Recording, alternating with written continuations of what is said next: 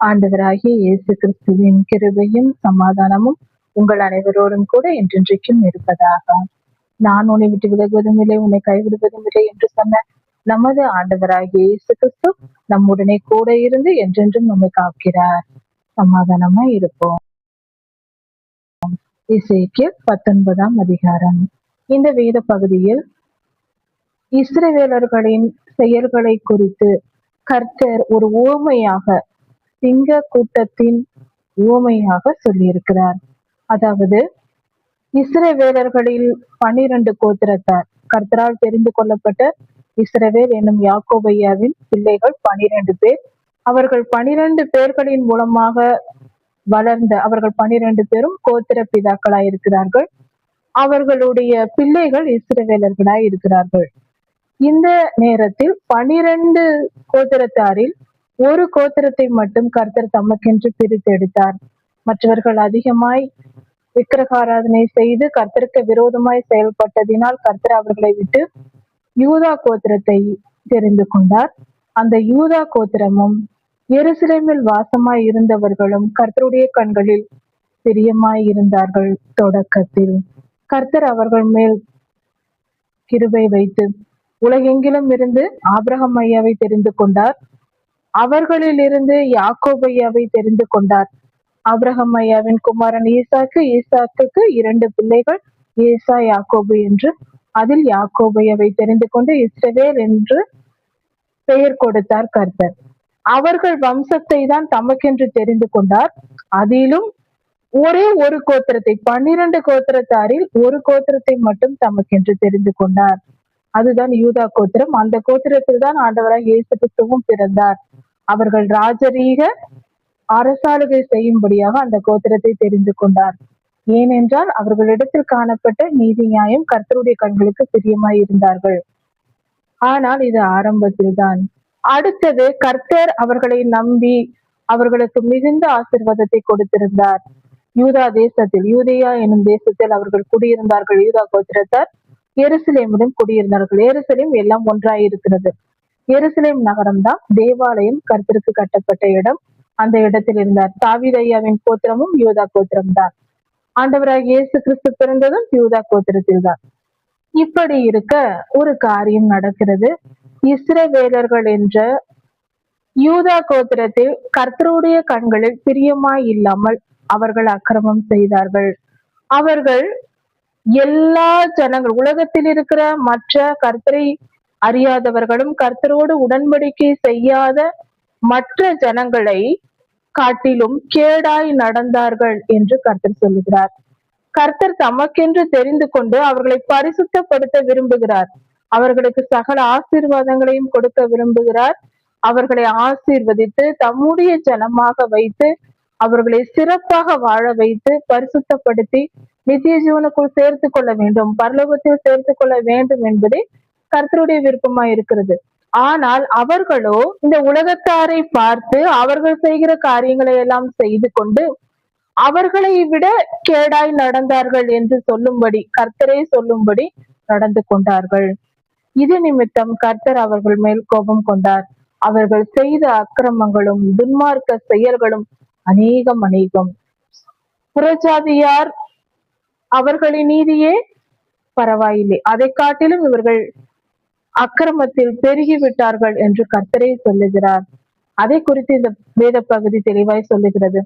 இப்படி அவர்கள் வாழ்ந்து வரும் காலத்தில்தான் கர்த்தர் அவர்களுக்கு நியாய தீர்ப்பை கட்டளையிடுகிறார். பல தீர்க்கதரிசிகள் மூலமாக பல நூற்றுக்கணக்கான வருடங்கள் அவர்களை எச்சரிக்கை செய்கிறார்.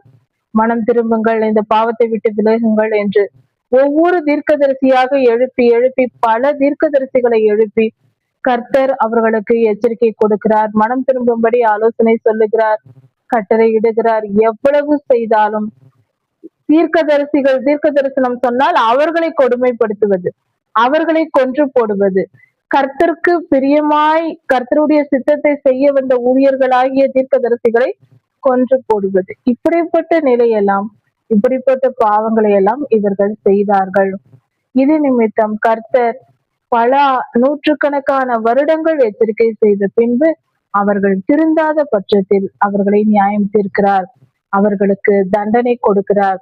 இனி இந்த ஜனங்களை நான் விட்டு வைக்க அடுத்த சந்ததியையாவது நான் பரிசுத்தமாய் எழுப்ப வேண்டும், சுத்திகரிக்க வேண்டும். சுத்திகரிக்கப்பட்ட பரிசுத்த ஜனமாக அடுத்த சந்ததியாவது கர்த்தருக்கு தேவை. அதற்காக கர்த்தர் அதை நான் உருவாக்குவேன் என்று பாவம் செய்கிற இந்த தலைமுறை யூதர்களையும் எருசலேமில் வாழ்கிறவர்களையும் எருசலேமின் குடிகளையும் கர்த்தர் அழித்து போடுகிறார். அவர்களை பொல்லாப்புக்கு, எகிப்து ராஜாவுக்கும் பாபிலோனின் ராஜாவுக்கும் துன்மார்க்கர் கையிலும் ஒப்பு கொடுத்து அவர்களை விலக்கி விடுகிறார்.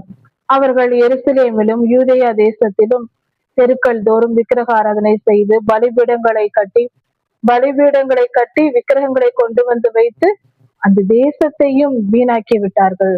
கர்த்தருக்கு அருவருப்பாக்கி விட்டார்கள். அதனால் கர்த்தர் பாபிலோனின் ராஜாவின் கையில் ஒப்பு கொடுத்து அந்த நகரத்தையே எருசலேம் நகரத்தையே சுட்டெரித்து போடும்படி செய்கிறார். தேவாலயமும் சூறையாக்கப்படுகிறது இவர்கள் செய்த அக்கிரமத்தின் நிமித்தம். ஏனென்றால் தேவாலயத்திலும் கொண்டு போய் இவர்கள் விக்கிரகங்களை வைத்து விட்டார்கள். அதே நிமித்தம் கர்த்தர் ஒரு சுத்திகரிப்பை அக்கினியினால் சுத்திகரிக்கும்படியாக அதை நேபுகாத்நேச்சார் ராஜா கையில் ஒப்பு கொடுக்கிறார். அதை குறித்து இந்த வேத பகுதியில் உவமையாக கர்த்தர் பேசி இருக்கிறார். அதை கவனிப்போம். எருசலேமின் குடிகளின் மேல், எருசலேம் நகரத்திலும் யூதா தேசத்திலும் வாழ்ந்திருக்கிற பிரபுக்கள் பேரில் கர்த்தர் புலம்பல் பாடும்படி எசேக்கியேல் தீர்க்கதரிசியின் இடத்தில் சொல்லுகிறார். அவர்கள் பிரபுக்கள் எல்லாம் சேர்ந்து வந்து தீர்க்கதரிசியாகிய எசேக்கியேலிடம் கர்த்தருடைய வார்த்தையை கேட்கும்படி வருகிறார்கள். அவர்களுக்கு கர்த்தர் சொல்லுகிற வார்த்தை ஒரு புலம்பல் பாடலாக, ஒரு ஓமை பாடலாக இந்த வார்த்தைகளை கர்த்தர் கொடுக்கிறார் எசேக்கியேலுக்கு. எருசலேம் நகரத்தை, யூதா தேசத்தை கர்த்தர் ஒரு பெண் சிங்கமாக ஊமைப்படுத்தி சொல்லுகிறார். உன் தாய் எப்படிப்பட்டவள்? அவள் சிங்கங்களுக்குள்ளே படுத்திருந்து பால சிங்கங்களின் நடுவிலே தன் குட்டிகளை வளர்த்தாள் என்று சொல்லுகிறார். அப்படி என்றால் எருசலேம் யூதேயா ஒரு பெண் சிங்கம், அந்த இடம் ஒரு பெண் சிங்கமாகவும், அது அந்த பெண் சிங்கம் சிங்கங்களின் நடுவே என்று சொல்லும் பொழுது மற்ற தேசங்களை குறிக்கிறது. மற்ற இஸ்ரவேலை சுற்றி இருந்த, கானானை சுற்றி இருந்த அந்த தேசங்களை குறிக்கிறது. அந்த சிங்கங்களின் நடுவே இருந்து தன் குட்டியை வளர்க்கிறாள். பாலசிங்கங்களின் நடுவே இருந்து, சிங்கம் போன்ற மற்ற தேசத்தாரின் நடுவில் இருந்து, தேசத்தின் ராஜாக்களின் நடுவில் இருந்து தன் குட்டியாகிய இளவரசனை, ராஜாவை வளர்க்கிறாள். அப்படி என்றால் ஒரு ராஜா, அதாவது எருசலேமும் யூதேயா தேசமும் ஒரு பெண் சிங்கம் போலவும், அவள் வளர்க்கிற ராஜா, அதாவது யோவகாஸ் ராஜா, யோவகாஸ் என்னும் யூதாவின் ராஜாவை குறித்து சொல்லப்படுகிறது. அந்த ராஜாவை வளர்த்தாள் என்று. யோவகாஸ் ராஜா இங்கு யூதாவிலும் எருசலேமிலும் அரசாண்டு வந்தார். அப்பொழுது அந்த பெண் சிங்கம் வளர்த்த ஒரு சிங்கக்குட்டி பெரிதாய் வளர்ந்து அது மனுஷரை பட்சிக்க தொடங்கியது. பெரிதாய் வளர்ந்தது, அது நன்றாக இருக்கும் என்று பெண் சிங்கம் எதிர்பார்த்தது. ஆனால் அந்த சிங்கக்குட்டியோ பெரியதாய் வளர்ந்து சகல வித்தைகளையும் கற்றுக்கொண்டு அது மனுஷரை பட்சித்தது. அதாவது யோவகாஸ் ராஜா தீமை செய்தான். தீமை செய்து கர்த்தருக்கு விரோதமாய், கர்த்தருக்கு கீழ்ப்படிந்து நடக்காமல் அநியாயம் அக்கிரமம் செய்து வாழ்ந்தார் என்று சொல்லப்பட்டிருக்கிறது. கர்த்தருடைய வார்த்தையை மீறி அக்கிரம வாழ்க்கை மேற்கொண்டார் என்று சொல்லப்பட்டிருக்கிறது. இதுதான் ஒரு சிங்கம் வளர்ந்து பெரியதாயி மனுஷரை பட்சிக்க தொடங்கியது என்று சொல்லப்பட்டிருக்கு. இப்படி இந்த சிங்கம் செய்வதை பார்த்து புறஜாதியாரும் சுற்றிலும் இருக்கிற தேசத்தாரும் கேள்விப்பட்டார்கள், ஒரு சிங்கம் எழும்பி தன் ஜனங்களை பட்சிக்கிறது என்று. அதாவது கர்த்தருடைய தேசமாகிய யூதாவிலும் எருசலேமிலும் யோவகாஸ் ராஜா அரசாண்ட போது கர்த்தருடைய தீர்க்கதரிசிகளையும் கர்த்தருடைய பரிசுத்தவான்களையும் கர்த்தருக்கு பிரியமான மனிதர்களை இந்த ராஜா கொன்று போட்டான். அநேகரை கொன்றதின் நிமித்தம் இஸ்ரவேலின் ராஜாக்கள் இப்படி பல காரியங்களை செய்தார்கள். தீர்க்கதரிசிகள் ராஜாவின் இடத்தில் தீர்க்க தரிசனம் உரைத்தால் அவர்களை பிடித்து கொன்று போடுவது, இப்படி பல காரியங்கள் இஸ்ரவேல் ராஜாக்களின் கணக்கில் வருகிறது. ஏன் எரேமியா தீர்க்கதரிசியை கூட கொல்வதற்கு துறவில் தூக்கி போட்டார்கள். உண்மையான எல்லா தீர்க்கதரிசிகளையும் கொன்று போடுவது இஸ்ரவேல் ராஜாக்களின் பழக்கமாயிருந்தது. கொஞ்சம் கூட உணர்வு இல்லாமல் ஒரு சிலர் தான் நன்றாக இருந்தார்களே தவிர மற்றவர்கள் எல்லாம் தீர்க்கதரிசிகளை கொல்லுகிறவர்களாய் இருந்தார்கள். இதைதான் மனுஷரை பட்சிக்கிறவர்களாய் அந்த சிங்கம் வளர்ந்தது என்று சொல்லப்பட்டிருக்கிறது. இப்படி செய்ததின் நிமித்தம், இப்படி செய்வதை பார்த்து புறஜாதிகளும் அந்த செய்தியை கேள்விப்பட்டார்கள். சுற்றிலும் இருக்கிற ஜனங்களும் இந்த செய்தியை கேள்விப்பட்டார்கள். இப்படி இந்த ராஜா இப்படி செய்கிறார் என்று கேள்விப்பட்டு அவர்கள் சூழ்ந்து வந்து, அதாவது யூதாவின் ராஜாவுடைய அக்கிரமத்தினால், அதாவது இவர்கள் என்ன செய்தார்கள் என்றால், யூதாவின் ராஜாக்களும் சரி இஸ்ரவேலின் ராஜாக்களும் சரி அந்நியரோடு கலந்து பழக ஆரம்பித்தார்கள். அந்நிய ராஜாக்களோடு உடன்படிக்கை செய்வது, சீரியரோடு அசீரியரோடு, இப்படி எகிப்தின் ராஜாவோடு, இப்படி அந்நியரோடு உடன்படிக்கை செய்து கொண்டு உறவாடி கொண்டிருந்தார்கள். இதை செய்யக்கூடாது என்று கர்த்தர் சொல்லி இருக்கிறார். கர்த்தருடைய வார்த்தையை மீறி இவர்கள் இப்படி செய்ததினால் அவர்கள் நிர்பந்தப்படுத்தி அந்நியர்களோடு உறவாடும் போது அவர்களுடைய பழக்க வழக்கங்கள் நமக்கும் வந்துவிடும். இன்றைய காலத்திலும் இது நடக்கிறது. இது தேசங்களுக்கிடையே ஏற்பட்ட பாவத்தை குறித்து இந்த இடத்தில் சொல்லப்பட்டிருக்கிறது. இன்று நம்முடைய தனி மனித வாழ்க்கையிலும் நம் குடும்ப வாழ்க்கையிலும் இது அப்படியே நிறைவேறி கொண்டிருக்கிறது இன்று வரைக்கும். என்னவென்றால், ஒரு காரியம் கவனித்து பார்ப்போம். நாம் கர்த்தரை அறியாத மக்களோடு திருமண காரியங்கள் நம் பிள்ளைகளுக்கோ உறவினர்களுக்கோ ஏதாவது செய்தால் அவர்கள் உறவினர்கள் ஆகிறார்கள் நமக்கு. அவர்கள் உறவினர்களாய் இருக்கும் பொழுது என்ன நடக்கிறது? எந்த ஒரு ஒரு பண்டிகை நாட்களாய் இருக்கலாம், திருவிழாக்களாய் இருக்கலாம், அல்லது அவர்களுடைய வீட்டு விசேஷங்களாக இருக்கலாம், நாம் கலந்து கொள்ள நேரிடும். அப்பொழுது அவர்களுடைய பழக்க வழக்கங்களை அவர்கள் பின்பற்றும் பொழுது நாமும் அந்த சந்தர்ப்ப சூழ்நிலைக்குள் தள்ளப்படுகிறோம். அவர்கள் பழக்கங்களை நாமும் செய்ய வேண்டிய சூழ்நிலை வரும். கர்த்தருக்கு அருவருப்பான விக்கிரக ஆராதனையும் விக்கிரகங்களுக்கு படைக்கப்பட்டதை புசிப்பதும் அங்கு நிறைவேறும். அந்த பாவத்தோடு நாமும் சேர வேண்டி இருக்கும். அது மட்டுமல்லாமல் அவர்களுடைய பேச்சும் பழக்க வழக்கங்களும், அந்நியர்களின் பேச்சிலும் பழக்க வழக்கத்திலும் அநேக பாவங்கள் இருக்கும். பிறரை குற்றப்படுத்துவது, புறங்கூறுவது, பெருமை, சுயநலம் போன்ற வார்த்தைகள் இருக்கும். அவர்களோடு நாம் கலந்து பேசி அமர்ந்து உட்கார்ந்து கொண்டிருந்தால் அவர்களுடைய சுபாவங்களுக்கு ஏற்றபடி நம்முடைய மனமும் மாறி நாமும் அப்படிதான் பேசுவோம். இது இயல்பு, எல்லா மனிதர்களுக்கும் இயல்பு. அதனால்தான் கர்த்தர் சொல்கிறார், அந்நியரோடு கலக்காதே என்று.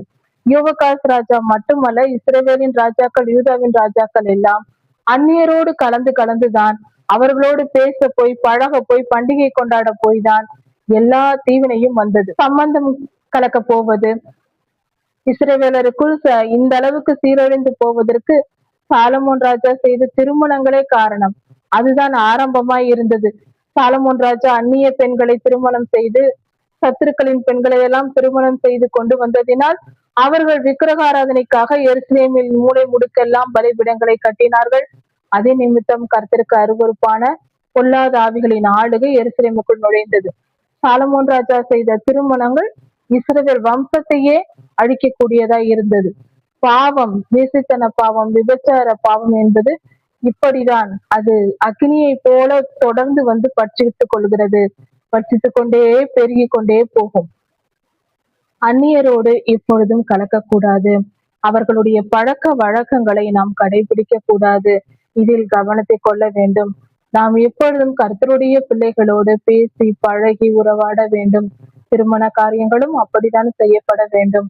நாம் எப்பொழுதும் புறஜாதியாரை விட்டு விலகி இருக்கவே விரும்ப வேண்டும். அதுவே நம்முடைய பரிசுத்த வாழ்க்கைக்கு பாதுகாப்பாய் இருக்கும். இந்த உலகத்தில் வாழும் நாட்கள் கொஞ்ச காலம். அந்த காலத்தில் நாம் இப்படிப்பட்ட கடமைகளை, இந்த முறைகளை கடைபிடித்து வாழ்ந்தால் நிரந்தரமாய் வாழ்கிற நித்திய ஜீவனுக்குள் போகலாம். நம் ஆத்துமாவை இழந்து அக்னி கடலுக்கு போக தேவையில்லை. இப்படி யோவகாஸ் ராஜா பாவம் செய்ததினால் அந்நியர்கள், சுற்றிலும் இருக்கிற மற்ற தேசத்தின் ராஜாக்களிடம் கர்த்தர் ஒப்பு கொடுத்தார். அந்த ராஜாக்கள் வந்து யோவகாசை பிடித்து கொண்டு எகிப்துக்கு கொண்டு போனார்கள். நாம் கர்த்தருடைய வார்த்தையை மீறி கர்த்தருக்கு விரோதமாய் நாம் செயல்பட்டு கொண்டே இருந்தால் நிச்சயமாக நாம் பொல்லாத மனிதர்களிடம், அந்நியரிடம் ஒப்படைத்து விடப்படுவோம். அந்நியர்களிடம், பொல்லாத மனிதர்களிடம் கர்த்தரே நம்மை ஒப்பு கொடுத்து விடுகிறார். அது நிமித்தம் நாம் மிகுந்த துன்பத்தை அடைய நேரிடும். இப்படியாக கர்த்தர் நமக்கு நீதியை நிறைவேற்றுவார்.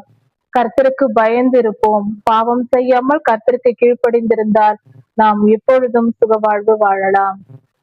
தாய் சிங்கம் காத்திருந்தது. முதலில் ஒரு சிங்கம் தன் குட்டியை வளர்த்தது. அந்த குட்டி பெரிதாய் வளர்ந்த பின்பு அது தீய சிங்கமாக மாறி மனுஷரை பட்சிக்க தொடங்கியது.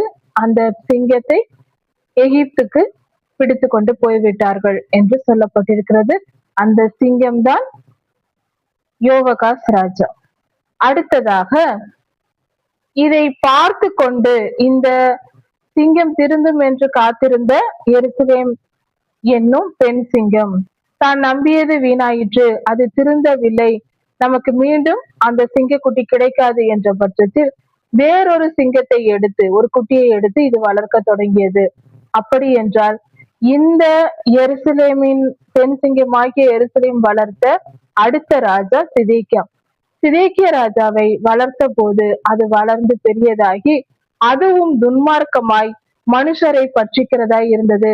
மனுஷரை கொன்று குவிக்கிற ஜனமாய் ராஜாவாய் சிதேக்கியா இருந்ததினால் கர்த்தருடைய நியாய தீர்ப்பு சிதேக்கியாவுக்கு வருகிறது.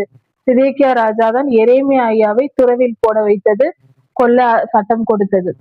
அடுத்தது இரண்டாவதாக வளர்த்த எருசலேம் நகரம் வளர்த்த சிங்கக்குட்டியாக சிதேக்கியா ராஜா இருந்து, சிதேக்கியா மிகவும் அக்கிரமக்காரராய் இருந்து கடைசியில் மிகுந்த கர்த்தருக்கு அருவருப்பான காரியங்களை செய்து, ஏனென்றால் பாபிலோன் ராஜாவுக்கு கீழ்ப்படிந்திருக்கும்படி கர்த்தர் சொல்லி இருக்க, ஏனென்றால் சிதேக்கியாவை ராஜாவாக்கினது நேபுகாத் நேச்சார் தான். அவர்தான், பாபிலோன் ராஜா தான் சிதேக்கியாவை ராஜாவாக்கி இங்கு வைத்துவிட்டு, இஸ்ரவேலில் வைத்துவிட்டு அவர் போகிறார்.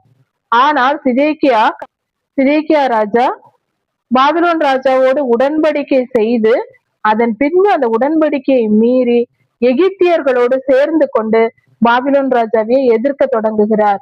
இப்படிப்பட்ட நிலை வந்தது. செய்தது கர்த்தருக்கு அருவருப்பாய் இருந்தது.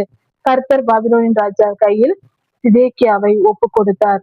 கர்த்தருடைய சித்தத்துக்கு விரோதமாய் செயல்பட்டதினால் சிதேக்கியா ராஜா பாபிலோன் ராஜா கையில் பிடிபட்டு அங்கு பாபிலோனுக்கு கொண்டு போகப்பட்டார். இதைதான் உவமையாக கர்த்தர் சொல்லி இருக்கிறார். எருசலேம் என்னும் பெண் சிங்கம் வளர்த்த சிங்கக்குட்டி, அது வளர்ந்து பெரியதாகி அந்நியருடைய அரண்மனைகளில் திரிந்து, ஏனென்றால் சிதேக்கியாவை பிடித்து கொண்டு போய்விட்டார்கள். பாபிலோனில் அரண்மனையில் அவர் இருந்தார். அதைதான் இங்கு சொல்லப்பட்டிருக்கிறது, அரண்மனைகளில் சுற்றி திரிந்தது அந்த சிங்கம் என்று. அங்கிருக்கும் போது அவர்களுடைய பட்டணங்களையும் பாழாக்கிற்று. அங்கு இருக்கிற இஸ்ரவேலரோடு சேர்ந்து கொண்டு சிதேக்கியா செய்த பல காரியங்களை இது குறிக்கிறது. அந்த சிங்கக்குட்டியின் கெர்ச்சிப்பின் சத்தத்திற்கு அதில் உள்ள யாவும் பயப்பட்டது. மிகவும் கம்பீரமாக அந்த சிங்கம் இருந்தது என்று சொல்லப்பட்டிருக்கிறது.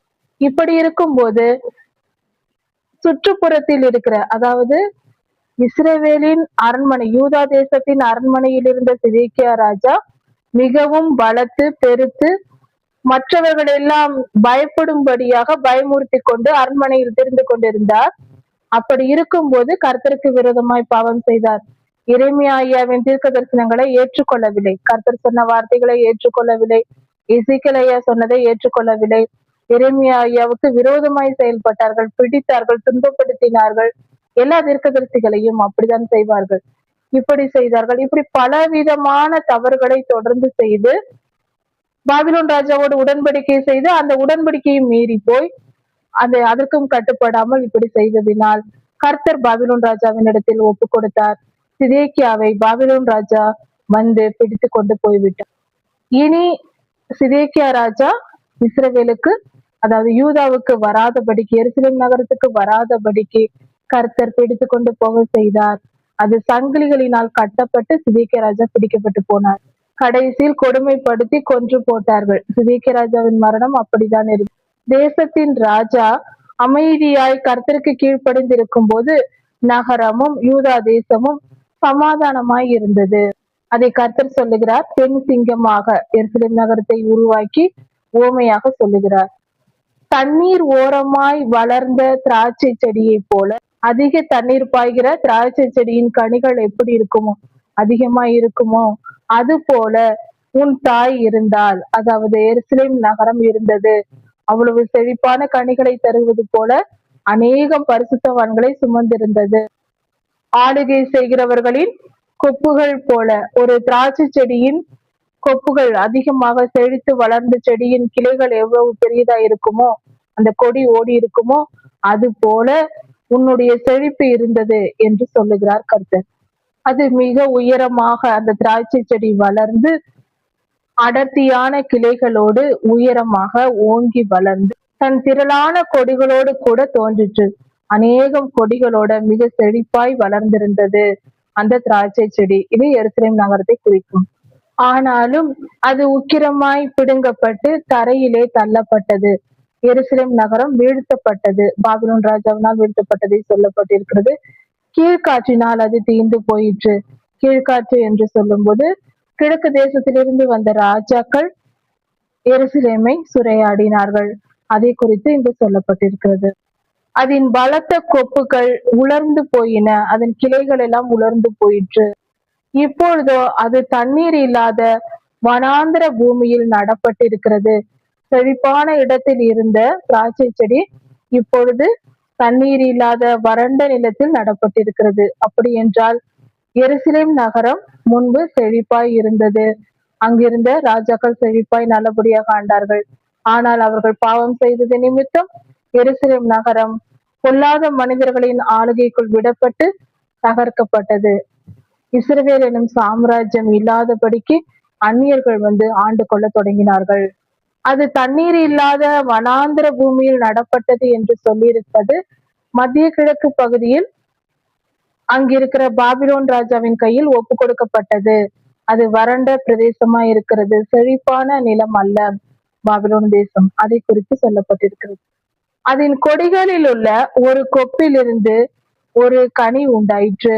அந்த திராட்சை செடியின் ஒரு கொடியிலிருந்து அக்கினி புறப்பட்டு வந்து, அதாவது யூதா தேசத்தின் ஜனங்களின் அக்கிரமங்களின் நிமித்தம் அங்கிருந்து ஒரு அக்கினி புறப்பட்டு வந்து அவர்கள் அக்கிரமத்திற்கு ஏற்ற பலனாக கர்த்தர் அங்கிருந்து ஒரு பாவத்திற்கு ஒப்பு கொடுத்து அதன் கனியை பட்சித்தது.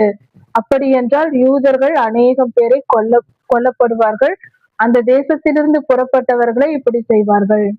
ஆளுகை செய்கிற செங்கோலுக்கு ஏற்ற பல கொப்பு இனி அதில் இல்லை என்று சொல் என்று கர்த்தர் சொல்லுகிறார்.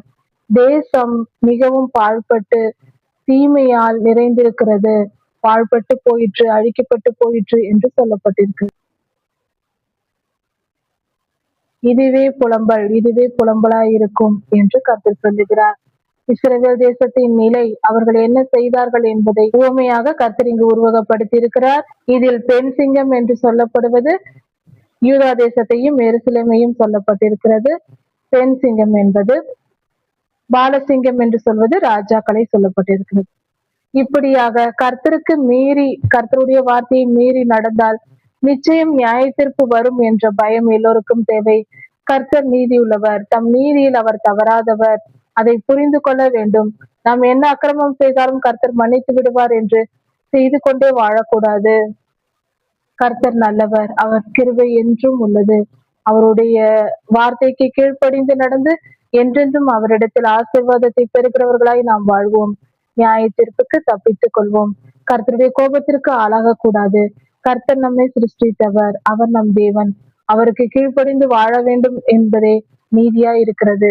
அதுவே நம் கடமையா இருக்கிறது. கர்த்தருக்கு பிரியமாய் வாழ்வோம். கர்த்தருடைய ஆசீர்வாதங்களை பெற்று சுகமாய் வாழ்வோம். கர்த்தருடைய ராஜ்யத்தையும் சுதந்திரித்துக் கொள்வோம். கர்த்தர் உங்களை ஆசீர்வதிப்பாராக. ஆண்டவராகிய இயேசு கிறிஸ்து சீக்கிரம் வரப்போகிறார். அவருடைய வருகைக்கு நாம் ஆயத்தப்படுவோம். மாரநாதா.